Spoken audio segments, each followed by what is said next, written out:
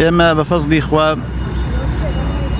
بەنیازی سەفەری حەجین. اینجا ئەم سەفەرە پیرۆزەمان لەبەرە، جا داوای دوعای خێرەکەین لە ئێوەش و لە باقی مسلمانان دیکەش کە خوای گەورە ئەم سەفەرەمان بۆ سەهل و بۆ ئاسان بکات. بەڕێزان دیارە سەفەری حەج سەفەرێکی پیرۆزەوە، پیرۆزترین سەفەرە لە ژیانی ئینسانی مسلماندا. جا بۆیە پێویستە لەسەر حاجی کە نرخ و قیمەتی ئەم سەفەرە بزانێت، چونکە حاجیەکان و عومرەکارەکان وەکوەوەی کە پێغەمبەری خوا صلی الله علیه وسلم هەواڵی لێداوە فەرموویەتی الحجاج والعمار وفد الله، حاجیەکان عومرەکارەکان وەفدی خوان. جا پێویستە بەڕاستی لەو ئاسەدا بن، حاجیەکان عومرەکارەکان پێویستە لەو ئاسەدا بن.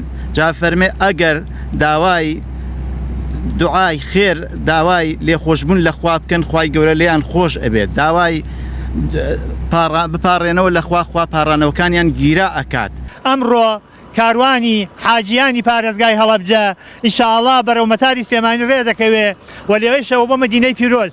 هەر لە ئێستەوە کە خوای سوبحانەهو وتەعالا ئەمە یاوە ئەم خەڵاتە یاوە بە میلەتی ئێمە، دیارە بە ئەم ئومەتی پێغەمبەر صلی الله علیه وسلم ئێمە ئەومان لە یاد نەچێت کە ئەمە خەڵاتێکی خۆشیە و یەکێکە لە کۆبوونەوە گەورەکان کە ئەبێتە باعیسەوەی کە کۆبوونەوەکەی قیامەتیمان لە یاد ببێت ئینشاءڵڵا.